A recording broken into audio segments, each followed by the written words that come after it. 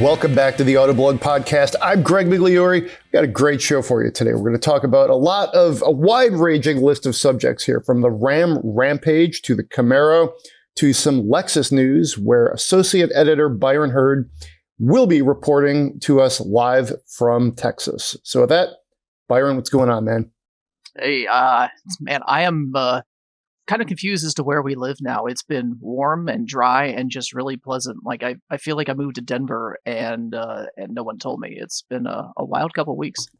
You know what? This is how June, I think, is supposed to be in Michigan. Kind of like a little bit cooler, sunny, bright, sort of almost like the end or the start of September. But it was a desert for quite a while leading up into this much more friendly days. So, feels good. I'll tell you what, just give me some rain. That's all I ask. Just a little bit to actually keep the lawn alive at this point. My grass is dead. I'm not even going to cut it, because if you do, then you just really scrape it low and it's totally dead. So, I mean, at least that's my story. I'm not cutting it because I don't want it to die, but it's holding serve. It's green-ish, and we'll see. Oh wow, a deer just walked by.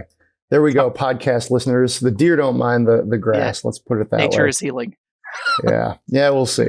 But so yeah, big show here. But we're going to start off with what we've been driving, and then wrap up with spending some other people's money, which is a lot of fun.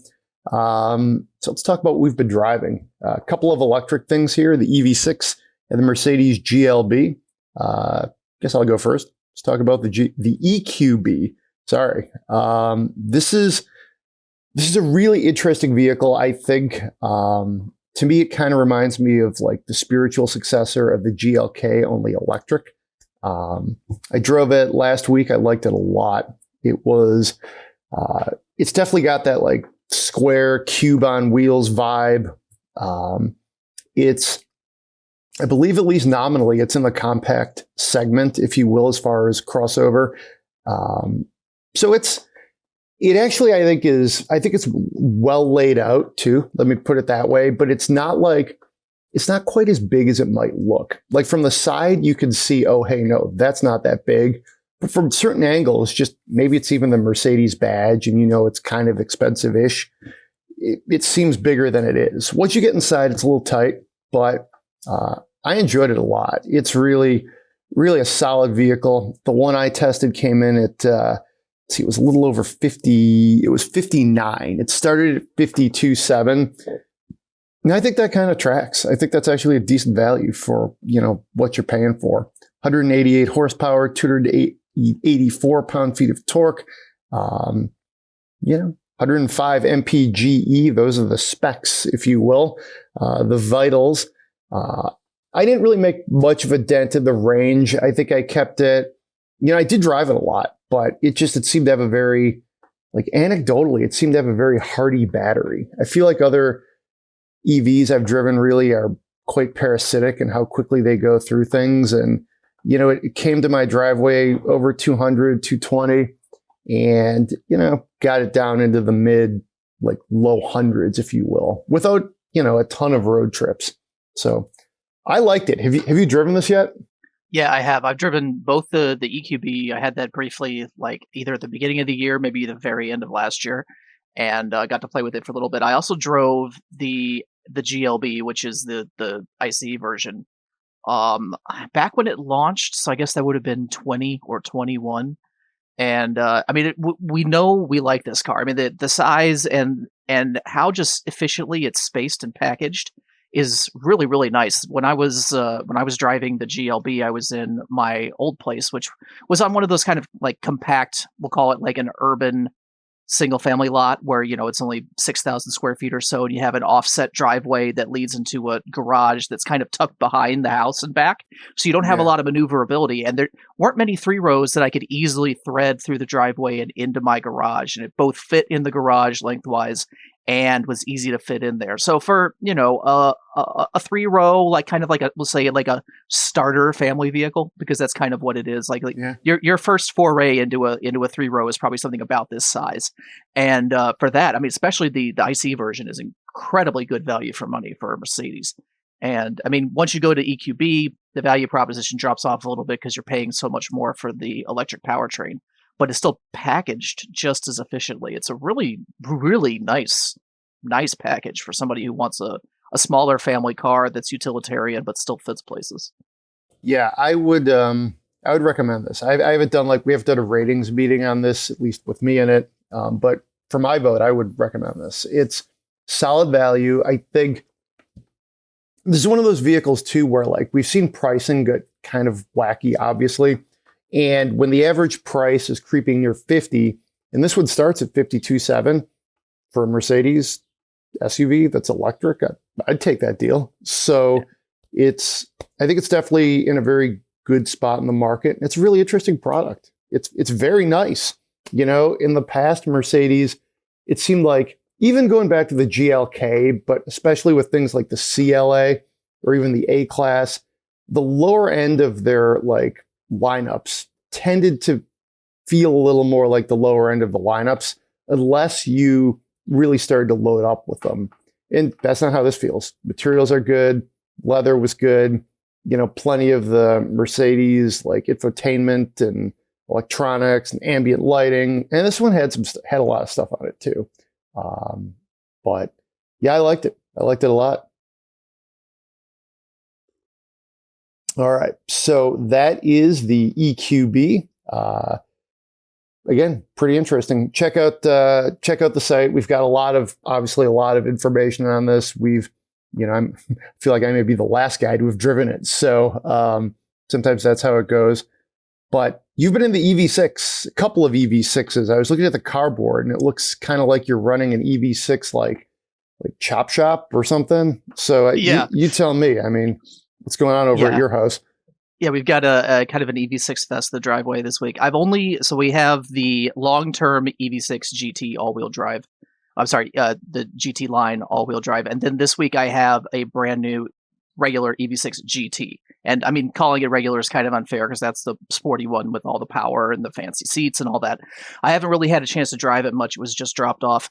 And I'm actually headed off to Toyota this week to preview some other cars that we'll talk about later. So my time with it's been a bit cramped, but I'll get some opportunity to actually take it out and play with the performance of the GT a little bit this weekend and give it more of a solid comparison to the standard EV6. But I can already point out just from my limited driving that it's a very different car. The GT is really, you have to be kind of dedicated to the idea of a high performance EV to want to drive the EV6.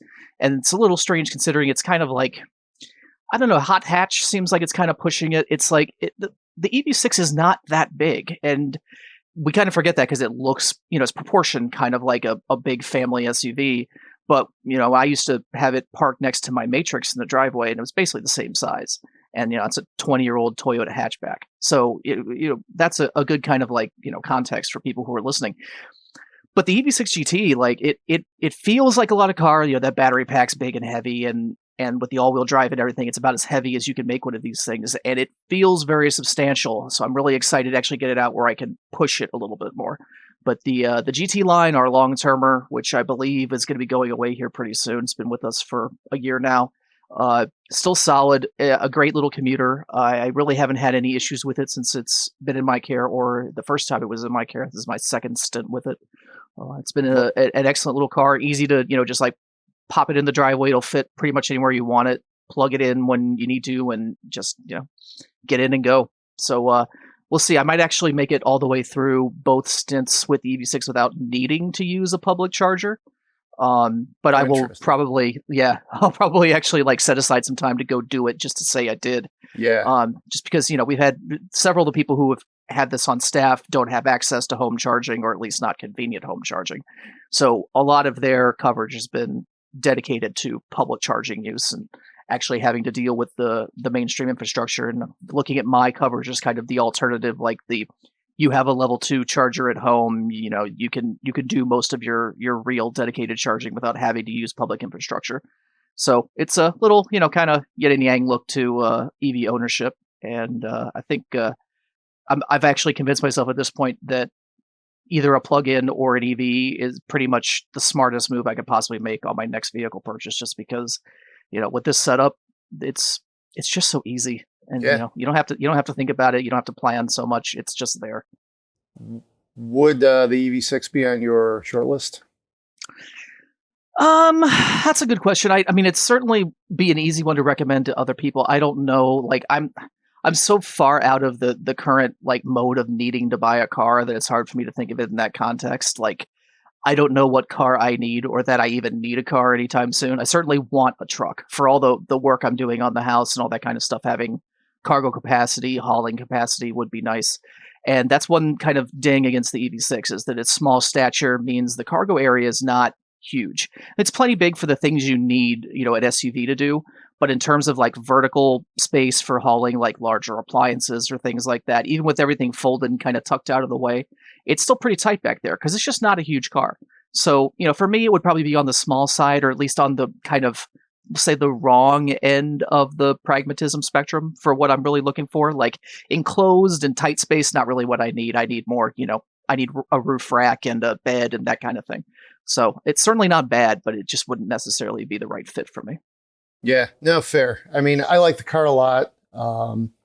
For like my personal use, I think it would work if we also had a large crossover or SUV, and then this could be sort of the commuter car for somebody. And that's more like size versus the electric, infrastructure argument. So yeah, agreed. I mean, it really is like perfectly sized for people who are looking to get into their kind of first like, a CRV, a Sportage, a Tucson, like something in kind of that space. Like they want that kind of compact crossover feel, but they don't either, want a standard compact crossover or they specifically want an EV or they just, they like the looks. I think, you've got between the EV6 and the Ioniq 5, you've got two pretty interesting options there.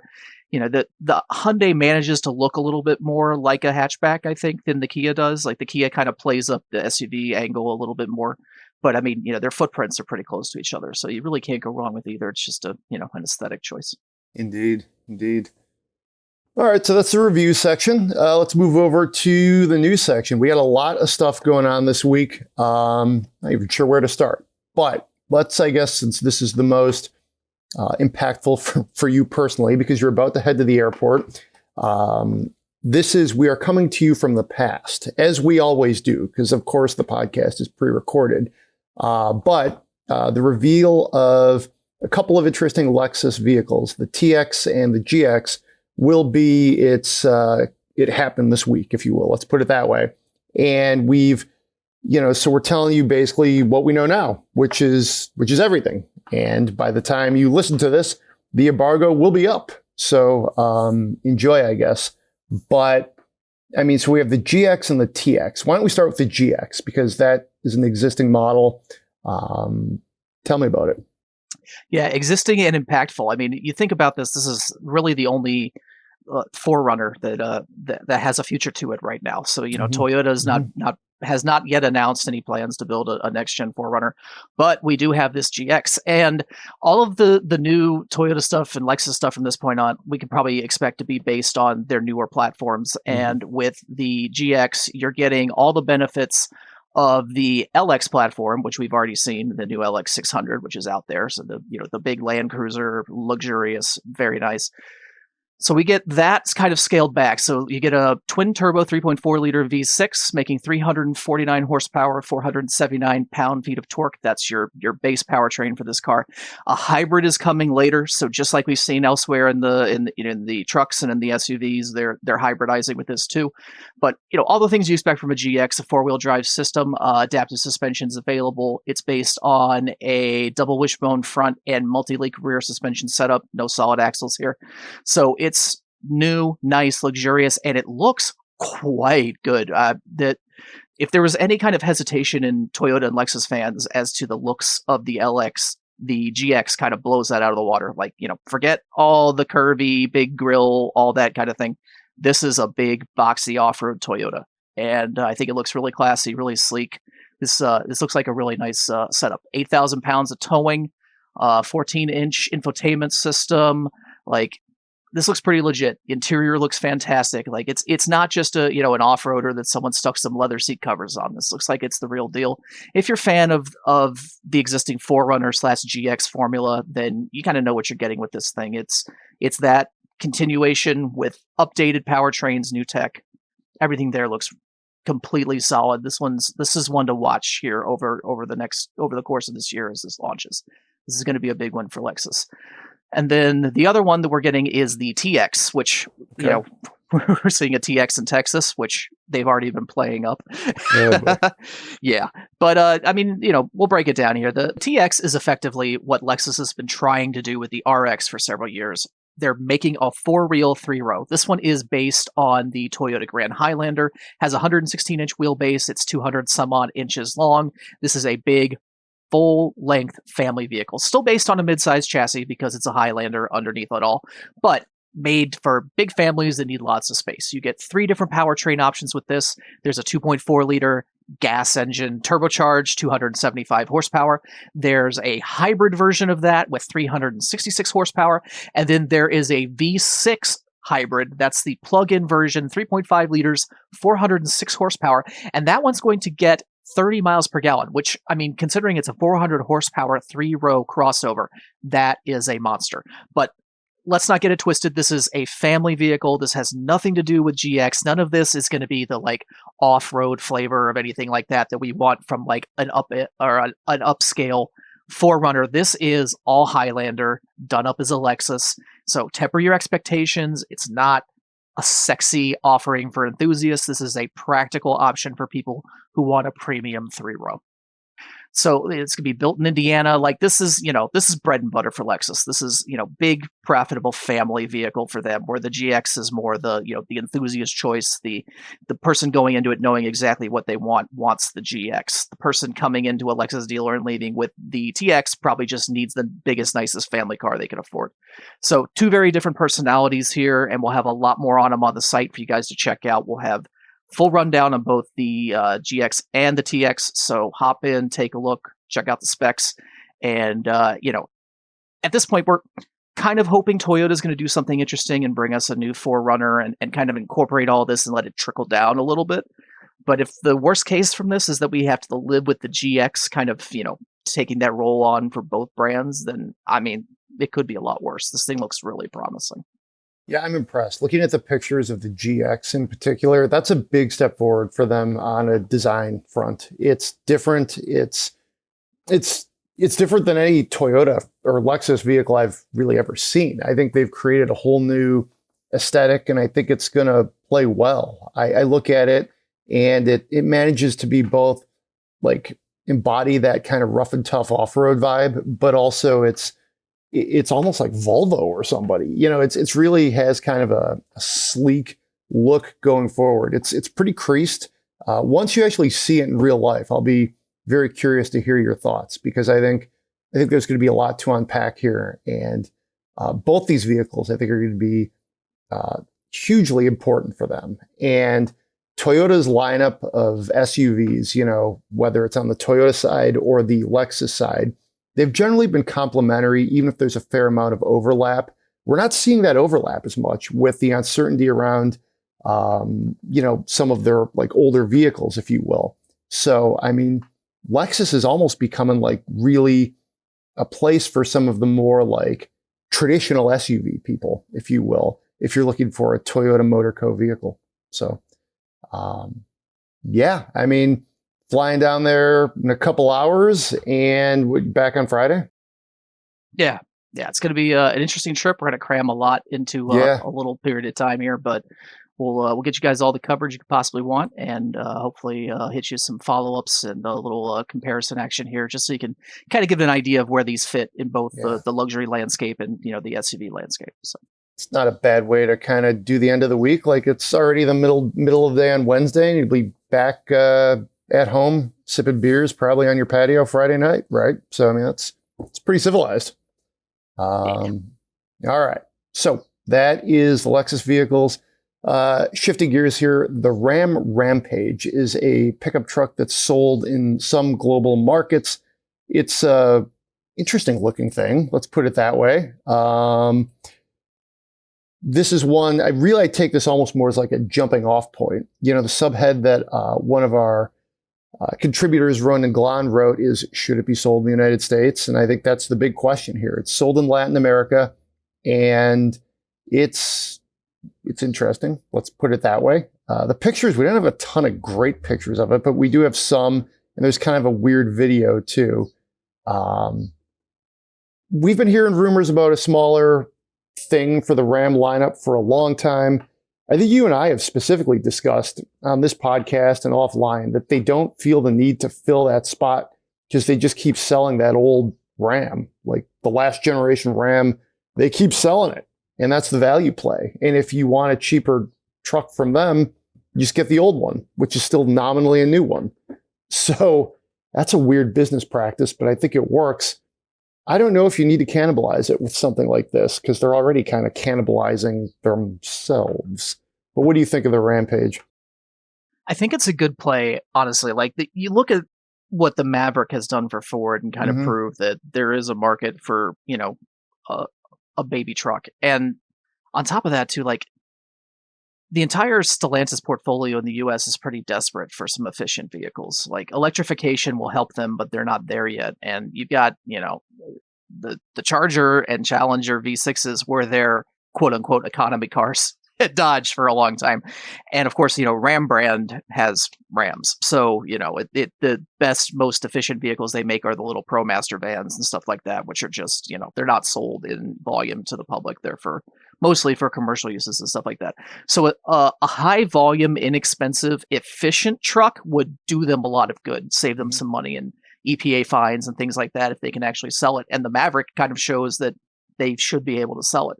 So I think it's a good play for them. I agree with you that, for the people who actually want like trucks that can do big truck things, this is never going to be on their radar. But the fact that the Classic exists kind of, solves that problem for them. Like if you just want to sell a cheap truck to someone who just needs a big, cheap frame with some wheels stuck on it, you've got that option for as long as you can keep it certified and safe, which that company's proven that they can do that pretty effectively with most of their platforms. So, when you can get 10, 15 years out of, any given vehicle design, at some point you well cross the threshold where it's paid for, and anything you're bringing in at that point is just pretty much free money. And so, they've got all that coming in, and it's still not enough to cover all the fines they have to pay. So, something like this, I think, makes a lot of sense if they can spin it up. And actually, honestly, at this point, they probably need to build it here and offer some sort of electrified powertrain option too, just to kind of, cover all their bases. And I feel like we're kind of in a weird holding pattern with Ford, where if they hadn't launched the Maverick into the pandemic, we would probably have a plug-in hybrid Maverick and maybe even just like a standard all-wheel drive hybrid Maverick. Like we would be farther along in the progression of that vehicle, because I think Ford realized pretty quickly that they had a hit on their hands and needed to keep iterating. And unfortunately, they just couldn't because of the resource constraints of the pandemic. And now, Ram, we're on the tail end of that. Supply chains have eased and things are starting to return to, whatever normal looks like now. They're in a better position probably to launch this thing, but they're also way behind if they actually plan to do it here. So I think they should, and they probably could, but whether they actually will, I guess we'll see. Yeah, I mean, same. I think they should, and they probably could, and who knows? I think that's pretty well said. It's a unibody setup. Unconfirmed reports say it's based on the same platform as the Tenali and the Hornet. So ostensibly, you've driven this thing already, right? So, I mean, I don't know. Just Ram I would be really interested too to see their take on this segment, because Ram just it's such a big, boisterous personality of a brand, and to me, it would be I'm just so curious to see how they approach this. Whereas the Maverick, it's a little quirky, it's interesting, but it's still very much a Ford truck, And then, Chevy hasn't gone there yet, but the Colorado, the Canyon in the midsize segment, very much on brand for the brands. What would Ram do in something that's not the Ram, So they could have some fun with it. I think Ralph Gilles, if he could design even a midsize truck, I would love to see what he would do, Yeah. So we'll see. These sort of global reveals, they tend to come out in the summer, which is good because frankly, the news cycle slows down a bit. And then we can all talk about what's this? Or, we're due for some random Lincoln or random Chrysler, and we can talk about it and we'll see what happens. But so check it out. It's definitely worth your time if you missed it this week in your Autoblog perusings, but check that out. I guess we'll stay domestic here for a minute and talk about the Camaro Panther edition. This is, basically how they're sending out the Camaro. I've noticed some chatter online is like, this is it. This is compared to Dodge has created like a whole portfolio for the Charger, the Challenger. It's like a thing. This is more like, a very light special edition. Let's put it that way. The cool part that caught my attention is that they're throwing it all the way back to 1967. And Panther was apparently the code name, back then, 56 years ago. So for the diehards, they're going to be super excited about that. And maybe even try hard to get one of these. Otherwise, I don't think there's a ton of stuff here other than it's sort of a collector's edition. So we'll see.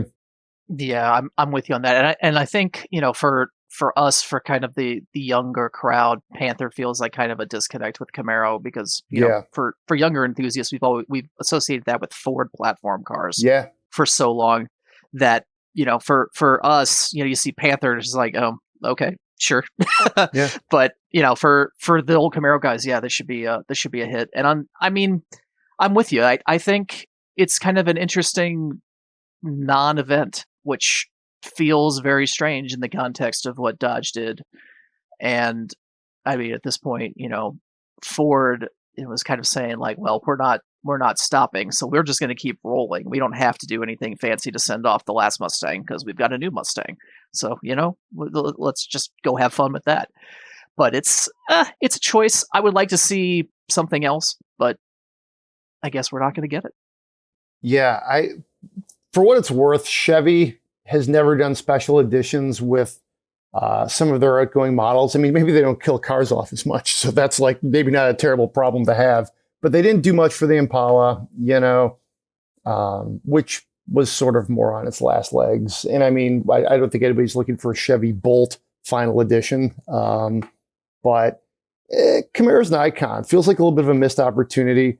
And while Panther is definitely a nice throwback, that's a really deep cut, even like to your point, Panther that we would associate with Ford, that's still you got to be pretty old and pretty well read into the car business to fully understand the Panther platform. Like we do it, but not everybody does. And then to go like a decade farther back and be like, oh no, this is actually Chevy. I don't know. I feel like that's pretty B-side. Let's put it that way. But I don't know. Yeah. Look into your crystal ball. What do you think's next for the Camaro? I don't know. I feel like the easy answer, the cop-out answer is, something electric. Like we're going to do, and honestly, maybe this is even a hint. Maybe it's going to be the Chevy Panther. Maybe it's going to be, the next generation of performance and Chevy pony cars will get a different name just to kind of distance itself from the performance heritage of the Camaro, just while they're kind of getting their feet wet and trying to figure out where they want to go with it. Every brand's doing that to some extent or another, right? We've got a VW microbus that we're calling ID Buzz. It's a microbus, but because it's EV and we're trying to, get away from existing branding and, make it so that anything we fail doing electric, we cannot taint old brand names with. It's kind of like the attitude here, I feel like. So, maybe we get a Panther concept or something like that for a Camaro replacement, and then it, in 5 years it actually turns out to be a new Camaro. We're in a weird place right now. So I feel like anything's possible, especially when it comes to like end of life vehicles. And I'll say that with air quotes that you can't see from here. I personally think electric makes the most sense because by the time it gets through the gestation period, of something new, you're not going to really want to make the Camaro like V8, obviously, or even probably bother messing around with like turbo 4s or inline 6s or V6s or whatnot in 2026, 27. So I think you go electric. And I personally think rolling out something with like, I don't know, not retro, but give me some like 1980s vibes at this point. I think that car is getting its due. I think it would strike the right chords with people who have, some of the money to buy said car. It's a little bit maybe more of like a Gen X demographic. Those are the people who are going to have the greatest buying power as you get through that time and probably be most receptive to actually buying an electric car. So I would do that. I wouldn't make it crazy retro, but Mustang has done a pretty good job, especially as they've gone away from that 2005, was very retro, to make it a little more sleek, a little more styled up in the last 15, 17 years. I do something like that. Take one of those old sketches out, smooth it out. Let's party. I think that could be a lot of fun.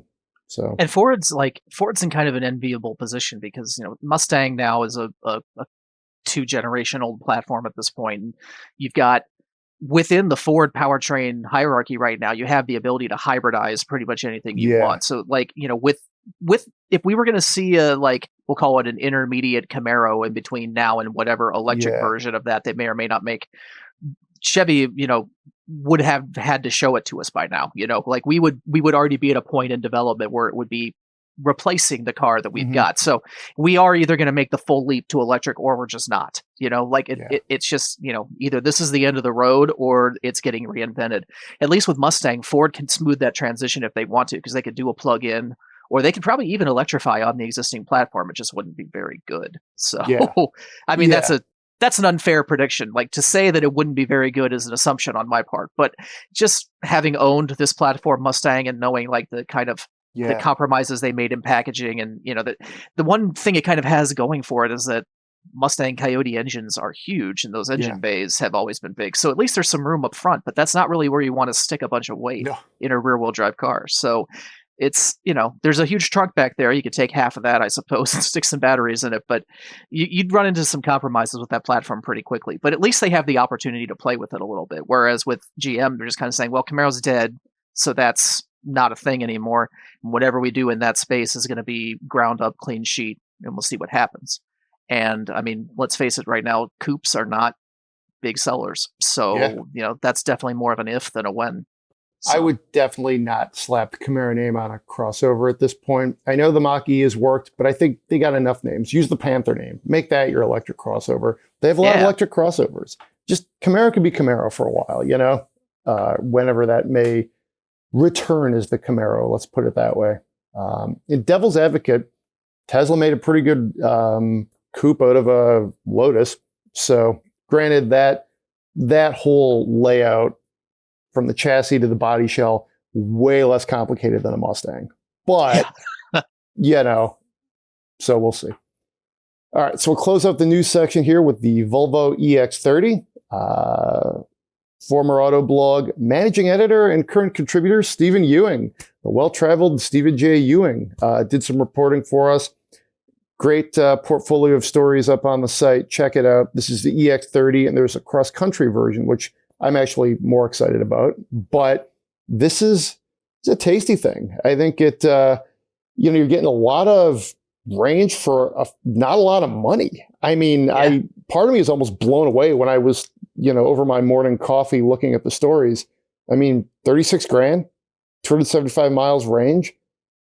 Okay, sign me up. This seems like it almost one-ups some of the Polestar stuff, as far as what they're doing. So I'm impressed. Well, and our biggest beef with the C40 and the XC40 has really been the range, because as I recall it, I'm not looking at the numbers right in front of me. They're around 200. I want to say 215 miles or something like that. They're around the 200 mile mark, which is plenty for. As most people who have actually wanted to go into EV adoption have learned, that's, for the average drive and all the things you kind of do, that is more than enough.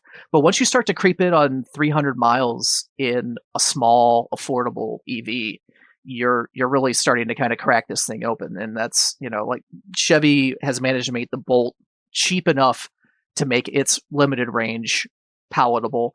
And Volvo is kind of following suit here beautifully, and it's a good-looking little car. And I'm not as sold on the cross-country version as everybody else is. I'm not in love with that styling, but the standard one looks great to me. And if it drives even half as well as the C40 does, then it's probably going to be a winner.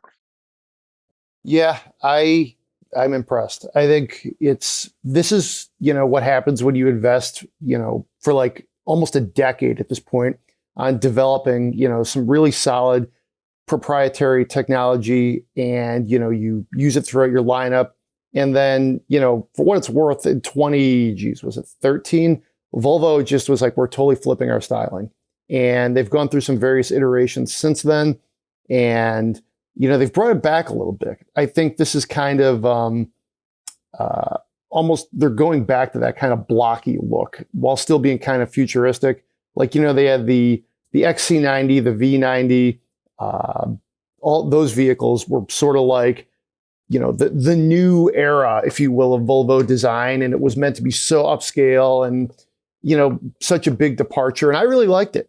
But now I think this is a little bit more of a kind of a return to how some of the great Volvos were, 80s, 90s, that type of thing. So, I mean, this is formidable. I think this is one of those things that if they can hold the line on some of these things, like actually deliver that kind of real world driving, launch it with, out the quality and reliability problems that we've seen other companies like Ford have. I mean, you could have a real home run here. I mean, yeah. Yeah, and I just pulled up the numbers so the XC40, the all-wheel drive version of it, gets 223 miles of range, battery only. So if you figure that against 265 for the all-wheel drive version of the EX30, then yeah, you're already ahead by, almost 50 miles. That's pretty solid. The two-wheel drive versions are a little bit better. In fact, they're, for a larger vehicle, it's pretty much in line with what you get with the EX30. So this looks really promising. I'm really looking forward to driving this. Sounds good. All right. It's pretty wide-ranging news segment. I like it. We went from Lexus to Ram trucks to a Camaro to an electric Volvo. Should we spend some money? Let's do it. All right. This comes from Reddit's Our Cars forum. If you want to get in on the Spend My Money segment, that's podcast@autoblog.com. We're actually wide open. We've burned through a few of them. I think a lot of people are just kind of spending their own money right now. But if you want to get in there, we do have some space. So here it is. Miata is not the answer. I'm too tall for an ND, too poor to want to maintain a Porsche Boxster, and a backseat for the dogs would be ideal, but not mandatory. Okay. I really enjoy the wind in my hair as I drive. Is there anything that delivers some of that open cabin feel without being a convertible? I've considered pretty much every convertible, but I want to know if I can expand my search beyond that. For example, my pickup has a rear window that opens and a sunroof, letting in a considerable amount of air. Is there something with this feel that's smaller and nimbler? Must be available in a manual, otherwise what's the point? All right, so my first thought here, not quite sure on the size as to how this would fit, but I'm going to go Jeep Wrangler. You could pull any part of the structural elements from the belt line up and some below off, and wind will blow at any part of you that you would like. So I think that's, if you're interested in a Jeep and you've ever thought, hey, I want to go this route, could work. Another option, totally different segment, would be the Corvette Stingray. It's all of them basically have a kind of like a tonneau cover is not the right word. The word where the roof just kind of comes off, but it's not like a straight up convertible. Target top. Yes. Yeah. That would be another one. But that doesn't seem like that's quite exactly the genre the writer is looking for. There's a couple there. It's a little weird to try to base a purchase decision based on the wind in your hair. But those are two that come to mind. What do you think? Yeah, this one's tough. I mean, the convertible segment's been pretty well decimated over the last 10 years or so. And I mean, I've been looking at this one since you sent me this, the briefing like yesterday. And I'm like, man, what do we even do with this? And I honestly, looking back on my ownership, I think a Challenger might actually be a pretty decent fit because, you got those big long doors with those great big windows, and the Challenger is blessedly free of aggressive turbulence when you drive it with the windows down. So you can do that. You can have the, big comfy coupe, plenty of room in the back for the dogs. The roof doesn't come off, but at least you have those nice big windows to bring some air in and actually, let it flow. And you can get one in a manual transmission. So you got that part covered. And also, I mean, there are a lot of companies out there that'll do convertible conversions on Challengers. In fact, one of the last call Challengers was a partnership where they chopped the roof off one. So, it can be done. You're not going to get factory level crash protection or roll structure from it. But I mean, the Challenger was a 20-something-year-old design fundamentally anyway. So, you're not getting the latest and greatest in that regard anyway. But I mean, if you want a performance vehicle that actually has some elbow room and the dogs won't be miserable in, nothing wrong with that. But most of the other smaller coupes, like any of the other fixed roof small coupes, they're like the Supra, terrible to drive with the window down. Like the buffeting is just really bad. So the Challenger kind of has a leg up in that regard. I don't think I'd want, you wouldn't want an 86 or a BRZ for that because they buffet pretty aggressively. Like there are not a lot of options out there unless you actually go for a full blown convertible. And I mean, Mustang convertible exists. So, hey. Yeah, I agree. It's, unless you actually want to go get like a full on convertible that's more like a Targa, like a 911 Targa, your options are kind of limited. So, yeah, we'll see. If anybody, you want to get into the mailbag too, that's podcast@autoblog.com. Send us your thoughts on this. Maybe you have something we've missed. I don't really know. But speaking of the mailbag, we had a reader submission this week. I think Jeremy has already responded. Let me just pull that up here. It is an IPA, and it is, this is a tasty one. Let's see, which one is this? Here it is. I'm trying to find the picture of it. And let's see, Jason writes that it is, let's see, shout out from podcast 777, like the vehicles reviewed. So thanks for listening, Jason. And then the beers he submitted, summer ones, are a Sweetwater Brewing Company. Don't float the mainstream. It's a haze double IPA. Okay. It's kind of a citrus IPA flavor for summer. Looks pretty good. I think it looks pretty solid. Then here's another one called Opportunity Awaits. It's a hazy pale. It's just a hazy IPA. So it looks pretty good. Nice. Yeah, I don't know. Here, I'll forward these to you real quick, Byron. I should have forwarded this earlier. Just if you're looking to get something from the corner store, this looks pretty tasty. I like hazy beers, one or two of them in the summer, especially this weather. It's not too hot. It actually got down to like 50 last night, which I don't know what the Cosmos felt was allowed us to have that. But that's just nice. You're grilling, maybe even throw on like a sweatshirt. These are two really good suggestions. So thanks for writing, Jason. I'm a big fan of Sweetwater. I've been to the mothership in Atlanta. It's a really cool tour. So yeah, get my stamp of approval on anything Sweetwater. Okay. Wow. That sounds good. I may have to give it a try. You have an airport beer or anything you're looking forward to trying and maybe expensing my way later today? I don't know, but we're definitely like settling into like Bell's summer sampler mode here in the house. It's like whatever's light and hazy is definitely appealing right now. Sounds good. All right, so send us your spend my monies. That's podcast@autoblog.com. If you enjoy the show, 5 stars, Apple Podcasts, Spotify, wherever you get the show, we are everywhere. Be safe out there, and we'll see you next week.